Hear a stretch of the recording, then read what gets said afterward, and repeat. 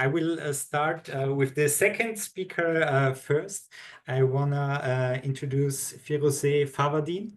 Firoozeh Farvardin is a feminist scholar and activist based in Berlin and Vienna, currently working as a university assistant at the Institute of Political Science at the University of Vienna. She was born and raised in Iran before moving to Europe.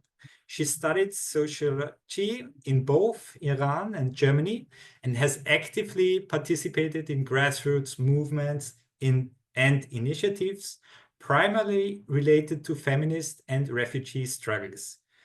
Currently, her research and activism concentrates on gender and sexual counter-strategies and feminist utopianism under authoritarian neoliberalism, particularly focusing on the global south. She will present the second input today. Firoozeh, thank you so much for being here and sharing your knowledge and experience. A warm welcome to you. Good evening, everyone. Thank you for being here, and thank you for the organizers for kind of organizing this such an interesting event and also inviting me.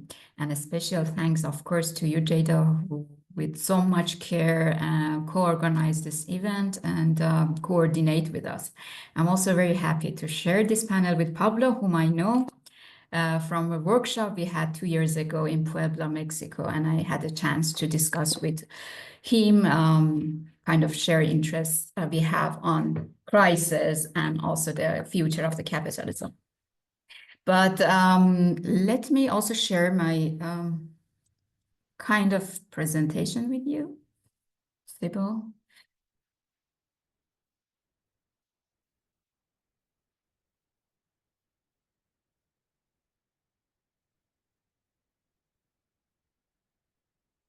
Now I think your thing, no? Is it okay? You can see the presentation. Okay. Yes. But first of all, before beginning, I want to also acknowledge something that I think for my side is very important to mention, and that is that this talk is not just based on my own individual kind of experience or work or observations, but I'm sharing today a collective reflection emerging from collaborators, conversation, and shared intellectual labor with activists, friends, and comrades. In particular, this conversation and this work draws on work I have done with the International Research Group on Authoritarianism and Counter Strategies, known as IRGAC, now based in Potsdam University, but in collaboration with Rosa Luxemburg Foundations. And also, I really use the contribution and inspired by the contribution of my colleagues and comrades, just name some of them: Gustavo Robles, Burias Nea, and Nader Talebi. And more than anything else, also I got inspiration by Beyond Molotovs, the visual handbook of anti-authoritarianism, which I contribute as one of the authors, but it's actually one of the project of IRGAC, and many of the examples I will share with you is coming from that book and narrations, kind of direct narrations of the account of anti-authoritarianism counter strategies. So basically, I'm not speak as an expert above others, but as someone helping to narrate and connect the experience and the strategy of people resisting authoritarianism and building form of collective life under pressures. Equally important for me is also to mention that these examples and cases are not offering here or suggesting here to just imitate or uncritically adopt here, but more as a kind of, because they are living strategies rooted in different places. But I think it's important to take inspiration by them, and when we kind of dealing with our own crisis that we in different localities we are facing. So first of all, why these conversations and why now? So we are living in a time, as also Pablo mentions, that it feels entirely accurate to say that we are living through a global crisis. I think Pablo very elusively explain and elaborate about the conditions, the Gaza war as a kind of the mirror that we can, dark mirror that we can see. But to be honest, I can also argue that it's not, particularly from the global south, this crisis is not a new event.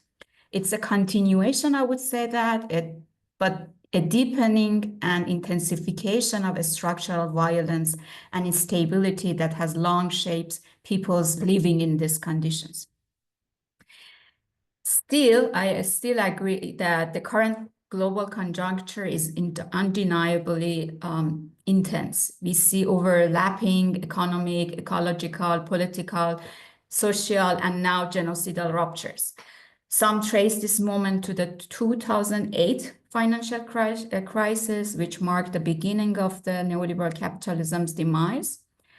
But instead of collapsing, basically what happened afterwards is the system mutated and becoming harsher and more authoritarian, more extractive all around the world. Social movements try to offer glimpses of the hope. I would say that in the past 10 years, different type of movement, specifically I would mention feminist movements, and also in the statistics shows that, for instance, the global protests and riots almost double in the past 6 years. So we have more kind of protests in the world than any other time in the history of social movements. But at the same time, the system has doubled down, not just with exploitations, but with emotional and psychological forms of control. So to understand how to resist better and successfully and live a livable life for most of us, we must understand how today's crisis operate, not just structurally, but emotionally.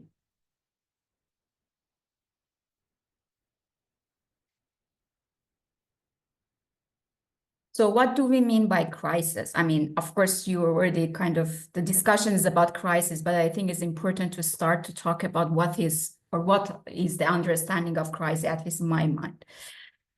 So it's a word we hear often, but it doesn't mean that the same things that for everyone. A crisis is not just an incident. It's a relational and political experience, I would say that. It's almost in literal sense, in many of the language, crisis is at the same time both danger and opportunity in its literate meaning.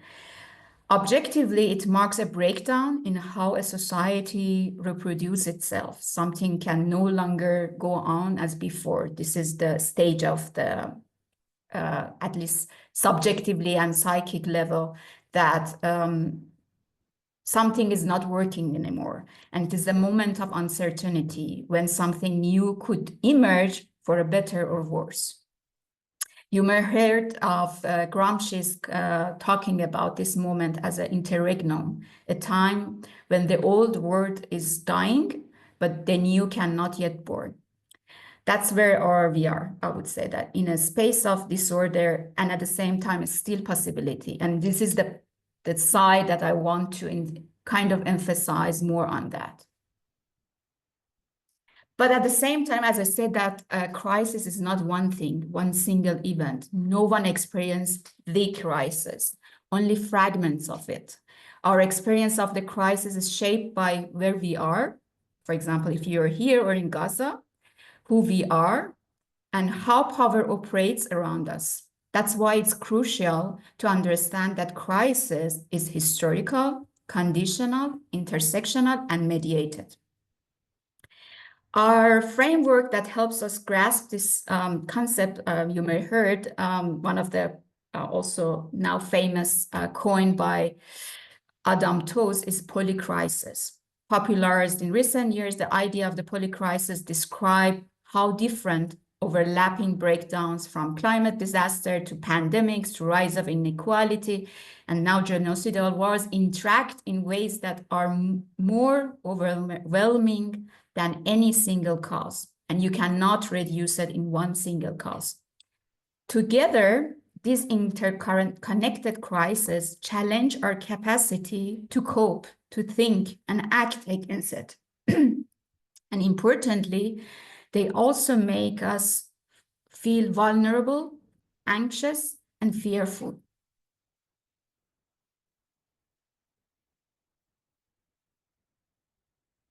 But we can also somehow see from the perspective of feminism that what is this crisis? They call it the crisis of care, or more broadly, a crisis of social reproduction.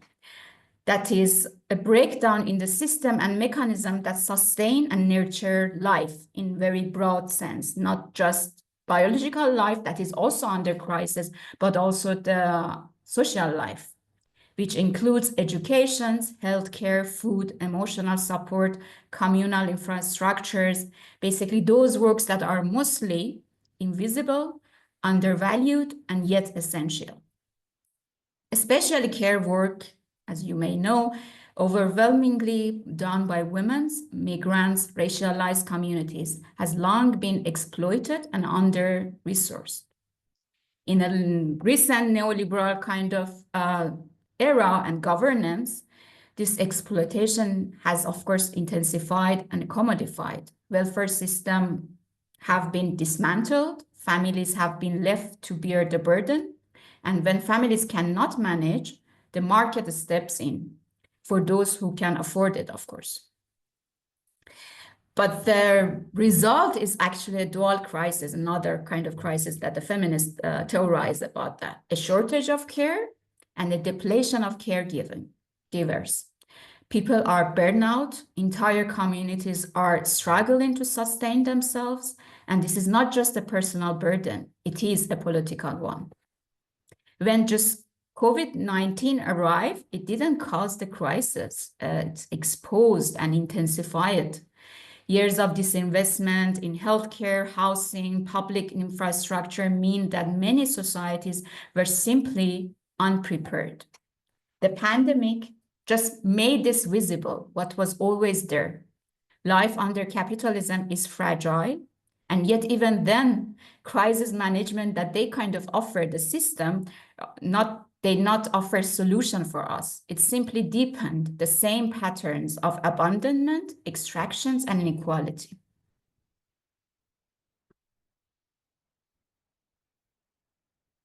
So what happened when in the moment of the crisis, system can no longer deliver stability, but also cannot imagine transformation?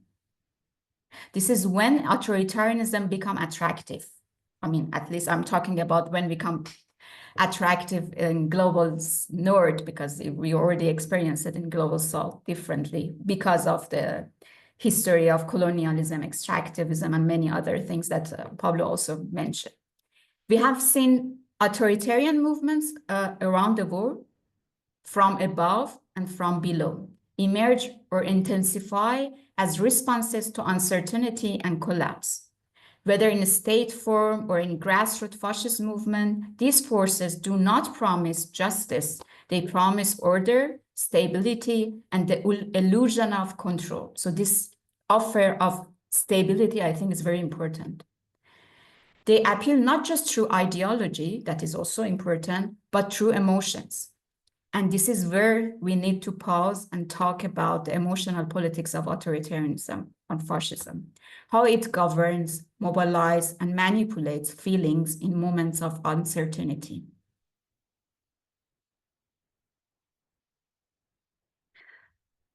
So authoritarianism is not just built on institutions like police, although still coercive mechanisms are very important, but they are also built on affects and emotions, fear, anxiety, resentment, and hope. These are not side effects, they are control and central tools. In this kind of architecture of fear, truth matters less than affect. It's not about facts, it's about feeling. One of the most powerful tactics of authoritarian project use the emotional redirections, I would say that. One of the most crucial of these emotions are fear. Fear is not inherently reactionary, I would say that. It can be a source of caution, survival, and even care. So it's not in itself something reactionary. But under authoritarian politics, fear is weaponized. It's extracted from people's real vulnerability, their loneliness, their hunger, their sense of abandonment, and redirected toward fabricated enemies. Particularly in the moments of crisis, people feel I'm more anxious, isolated, overwhelmed. And instead of addressing the root causes of this vulnerability, authoritarianism offers a shortcut: blame someone else. The more insecure you are because of the condition you are in, the more tightly you cling to the story that gives you certainty, even if it's a lie. And it's, in this case, this kind of lie about the others. This feeling of uncertainty turns actually the fear toward resentment, another important political emotions of our time. It creates scapegoats. Migrants, queer people, women, racialized communities, these are cast as the source of the instability people feel. In doing so, authoritarianism transforms private suffering, which itself is the result of years of neoliberal individualism and disintegration of infrastructure of care and communities, into collective hatred.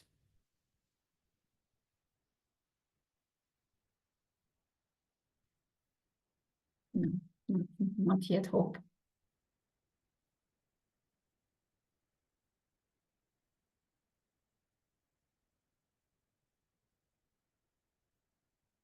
So, but it doesn't stop there, I would say that. Authoritarianism also offers something that many don't expect, a sense of belonging. It builds communities, actually. Communities organized around exclusion, but community nonetheless. So it's provide rituals, language, identity. It gives people who feel abandoned a place to stand, even if it's on someone else's back. We often assume that the far right has no future to offer. Actually, because now someone mentioned Naomi Klein and someone else, they're writing something about authoritarianism and fascist politics, and they kind of, I think somewhere they suggested that there is no future making of this kind of politics. I'm kind of not agree with that. Actually, they are very into future making. That is not just nostalgic, backward looking, but it is misleading to see it like that. Authoritarian movements do offer visions of the future, just not ones based on freedom and equality. And of course, it is the place that the progressive forces lose their legitimacy because they have less to offer in terms of visions for the future. So the far rights and the fascist movements promise survival. They promise restoration. They promise a purified world where everything makes sense again, make great again, but also make sense again. They create utopias, or maybe this utopias for us, gated utopias where only some are allowed to thrive, of course. So it's a very exclusionary, but still there is a vision. And here is the danger. These projects aren't just fantasies. They are being built, and we know that they are building this with technology. Through separatist enclaves, patriarchal networks, paramilitary formations. There are, one author called it, I forgot unfortunately the name, now-utopias. Lived experimental alternatives that enact a non-democratic, non-pluralist vision of the life. They may seem dystopian to us, but to their followers, they feel like salvation. That's why any serious country strategy must engage with this. Authoritarianism is organizing not just institutions, but emotion, and it's offering people a future, even if it is built on violence and exclusion. So any country strategy needs to also have this vision of the future and promise something for the better. And also take it seriously emotions. Then here is coming the country strategy that for me is, I call it politics of care.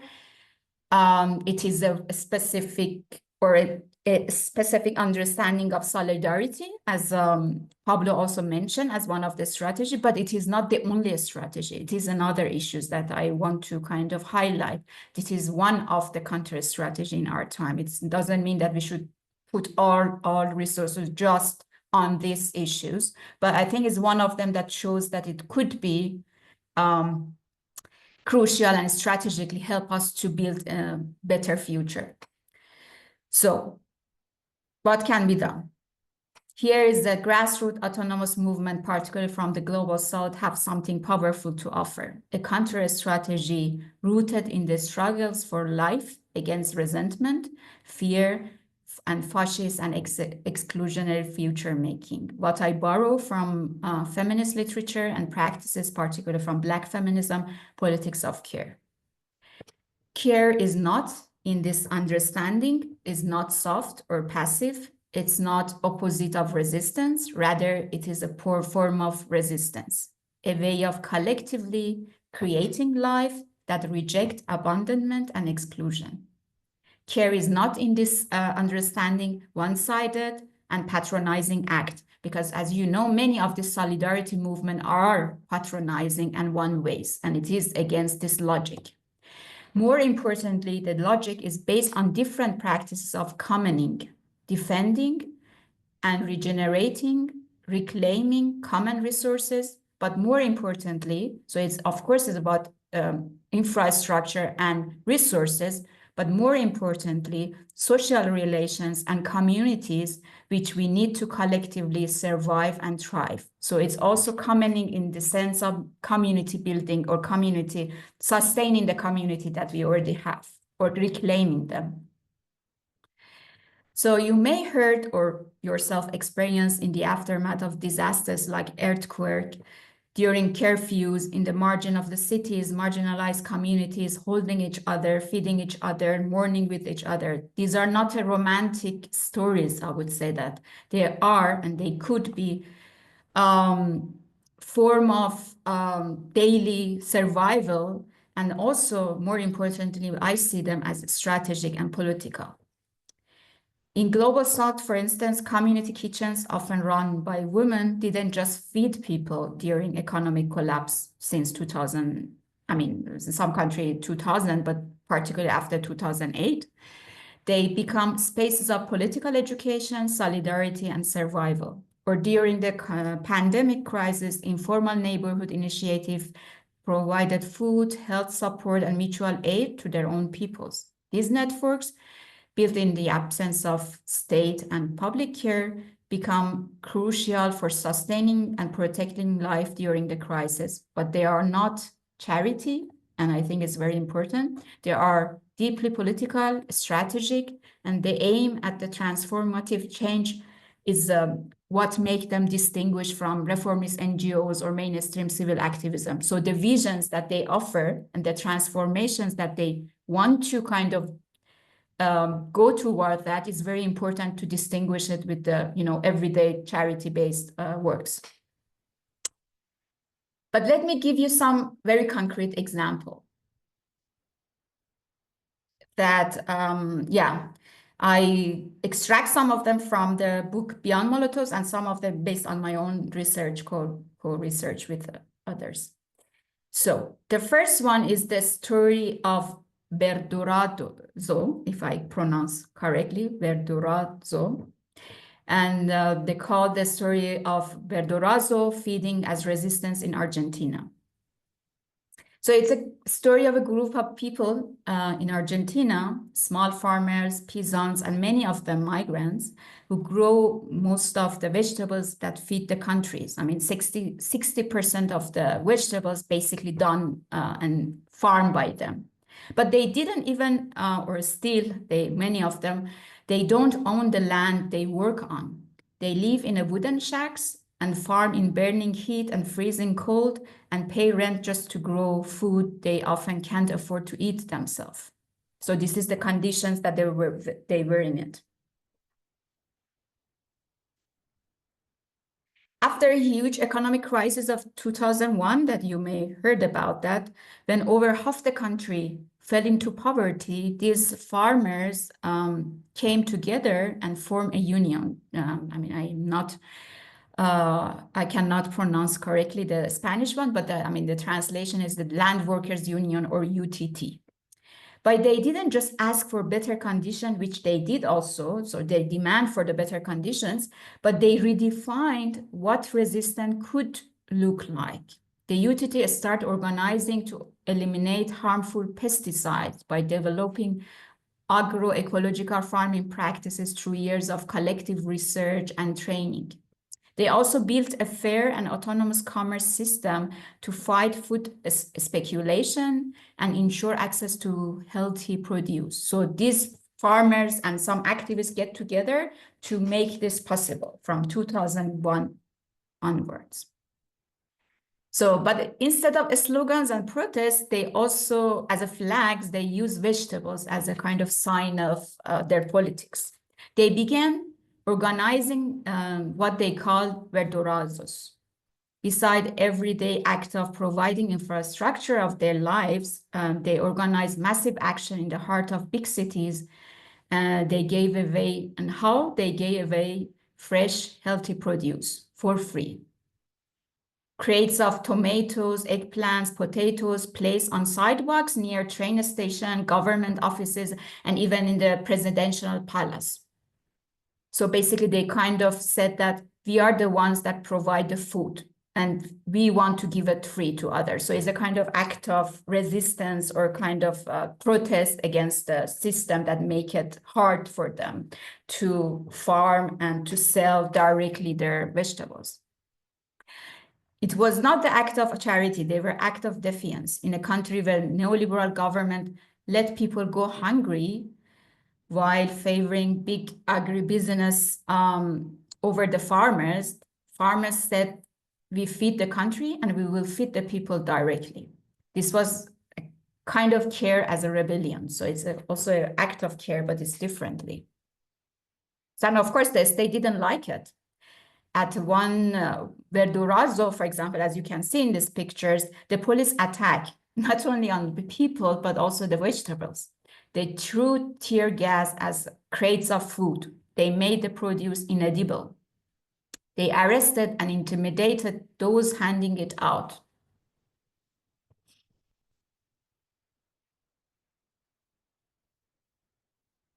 Still, the movement grew. They launched feriazos, markets with fair prices, bypassing middlemen in general. They train, as I said, that in agriculture kind of knowledge to avoid using toxic pesticides. They created horizontal networks for decision-making. They did not wait for a future utopia. They built solidarity through the most basic and vital things, that is the food. And they are still continue their works, impressive works. Another example, again from the Argentina, is the community or soup kitchens. That actually they are connected with the network of feriazos, and many of these kitchens collaborate with verdurazos as well. But it's, I mean, their works is different.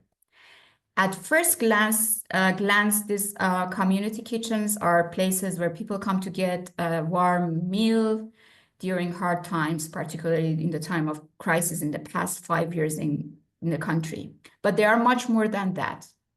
These kitchens, mostly run by feminist and grassroots groups and collectives, are spaces of survival and of political imaginations for many. So basically, they have not only food, give a food to thousands of the people, but also offered something deeper, a place for talk, to learn, to organize a community, a big community. They have provided legal help for women facing domestic violence. They have supported people trying to re-enter the job market, and they have given political education, helping communities understand the forces that make life so hard and how to change them. So it's become really, really politicized during the process. Also, it started for the surviving strategy. In doing so, these kitchens have challenged the government neglect and economic policies that leave people behind. They have become the symbol of care, resistance, and self-organizations. And they have grown powerful enough that the current government under fascist Javier Milei has made a point of cutting their funding. One of the first things that the president do is that to cut the funding for them. But of course, not because they don't work, but because they work very well.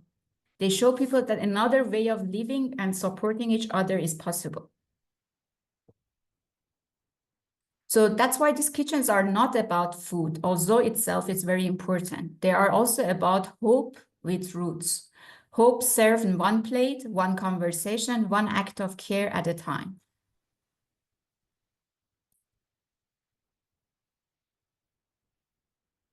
This is what resisting authoritarianism, I would say, that overcoming the consequences of living polycrisis can look like, not only through confrontation, that is also important sometimes, but through building new form of life together, feeding each other, caring for each other, organizing fair distribution, not just of food, but of hope. I want to give you two more examples from different territories, but I don't know how it's my time frame. So if need to kind of cut it short, I prefer to just talk about one of them. Yes, I would say you have another 5 minutes, and then we have like 5 to 7 minutes for questions. So maybe I kind of skip one of them that is also from Latin America, but I will talk maybe later about that. So I'm talking about another ones that is somehow I feel more connected. It's from my homeland, from Iran. So it's about the feminist revolution and momentum of 2022 that you may heard about that. And I'm just briefly explain the context. A young Kurdish woman named Jina Mahsa Amini was arrested and beaten to death while in custody by so-called morality police. But not even for what she said or did as a protest, but because what she wore. Her hijab wasn't considered proper, and she dies of her injuries some days after getting beaten. Her murder sparks a nationwide uprising, although it was not the first incident the same. Within the days, over 160 cities and many villages across Iran erupted to the protest. It was not, of course, the first time Iranians took a street to show their discontent. After all, they had experienced and witnessed two revolutions in 20th century, and many more protests and uprising, particularly under the Islamic Republic rule in recent years. But this time it was a bit different in terms of forms and also demands that they had. The recent protests are not led by politicians or political groups or celebrities. There is no central committee or charismatic figure. Instead, they rise from below, from women and gender dissidents, from the margins, from communities like Kurdish and Baluchi minorities who for long ignored or oppressed. The slogan, Jin Jian Azadi, women life freedom, spreads like a wildfire, and with it, something deeper is revealed. So, this is the context. For years, like many other authoritarian contexts, politics in Iran, even oppositional politics, has been dominated by fear, different kind of fear. Fear of war, fear of civil collapse, fear of speaking out, fear that things could always get worse, fear of mass execution and incarceration, that of course they have the basis for that because of their past experience. That fear, this general fear, constantly reproduced by the regime, so it is also channelized by the regime, has kept many people to silent.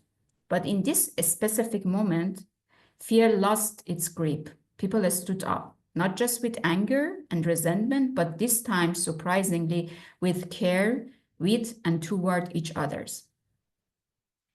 And it is very impressive because regime was very successful before that to kind of divide also oppositions in terms of different discontents in societies. For example, feminist movement, it's not connected at the time with the, worker activists, or they were not in connections with those fighting for the ethnic and religious minorities. But that moment was different in a sense that is kind of unite their anger and channelize their anger toward something else. And that is, to me, is what makes what's happening in 2022 in Iran a feminist revolution. Not because the women and gender dissident were at the forefront, that is already they were, and it's important, but because the entire logic and the uprising was grounded in a politics of care. But this radical care has a background, has a history. So it's not just come out in the streets. It's kind of valorized in the street, but it was there. It was already there, quietly in the neighborhoods and networks long before Gina's name became a kind of call to rise. It lived in the COVID mutual aid groups where neighbors brought food and medicine to each other when the state failed to help. It lived in teachers and cultural workers associations demanding justice in a school and fighting for free, equitable education for everyone and in every language people speak in Iran long before. And because it's very important, because, you know, in Iran, ethnic and religious minorities rights systematically ignored and suppressed, and they cannot also, of course, have education in their mother tongues. And almost 50% of the Iranians' mother tongues are not Farsi. So you can imagine that how it could be an important issue, but it's not, of course, just the cultural issues. It's really deeply materialist issues. It also lived in environmental groups, protecting water, land, and forests in places, particularly in those marginalized regions of Iran, underdeveloped regions, Khuzestan, Kurdistan, and Baluchistan, often facing more violent than those living in the big cities. It also lived in solidarity funds that helped families of political prisoners to survive during the past 20 years, and in women-led community networks born in recent economic crisis and environmental disaster that turn everyday survival into the shared resistance. So these are not just some, you know, small things. They are not the headlines. They are the infrastructure of care built by feminized and marginalized bodies that help people when fear tried to isolate them. When the protests erupted across the country at the time, these networks didn't just support this. They become its infrastructure, skeleton, its circulatory system, its soul. Basically, they were the ones that coordinate this huge, massive protest in 160 cities. So that's things that everyone talk about. Okay, there is no leader in this movement. So it's how could it possible that this movement sustained for more than 8 months? But this is the infrastructure that is make it possible and politicized. I just give one example of this initiative, that there are thousands, but the ones that I think important to mention is the clearest example is the Coordinating Council of Cultural Workers, a grassroots network of educators who connected over 200 cities across the country, actually overlapped with those cities that got into the protest. Not only support they give this council, but they also connected their agendas to other movements. For instance, they defended the right to education in mother tongues, as I said, and put them in alliance with ethnic national minorities in Iran. Regarding gender violence, they are among those that give a statement and kind of public call to protest against this systematic femicide that happened in Iran. So it's a kind of, each itself is very heroic and considering the level of repression in Iran, and they call for the demonstration for the, it's one of the real official associations that call for demonstration against the state femicide of Gina Amini. So they were really kind of powerful in this sense. And actually in the late 2022, they helped one of the main initiators of writing the first demand for a post-Islamic Republic future. At the time that everyone hopeful that it's gonna be post-Islamic Republic. So they were the ones that actually written visions for future, very progressive one, grounded in dignity, equality, and care. And that's why it's not surprising that many of them now in prisons, the organizer, but their network is still working. And as I said, it's just one example of the many. So 2 minutes, I will finish. Yes, Sorry. great. Thank you. So these examples, mainly feminist counter strategy that I gave there, just respond to authoritarianism. They prefigure something else. They offer what the state and other institutions do not: collective security, emotional solidarity, and political imagination. Care is not only about providing services, it's about redefining what is politics. When we center care, we change the term what counts as political work. We recognize that cooking a meal, organizing a ride, checking in on someone, these are not distraction from a struggle. There are struggles given that they have this transformative vision. So not any act of care, but those that have this vision. In this sense, politics of care challenge both the violence of the state and the limits of traditional or mainstream activism. They invite us to imagine different forms of being together, not just in resistance, but in everyday. And this is not easy. As we know, this type of collective political care work is exhausting. It's thankless most of the time. It can replicate the same inequalities that we are trying to dismantle. That's why it must be done consciously, with attention to power, exhaustion, and sustainability. They are not perfect. They are messy. As always, they say that the feminist work are a messy work and full of conflicts and uncertainties. Still, I would say that care remains one of the most radical tools we have. It allows us to resist the emotional and utopian grammar of authoritarianism, to replace fear with trust and resentment and with solidarity and false hope with real possibility. Thank you.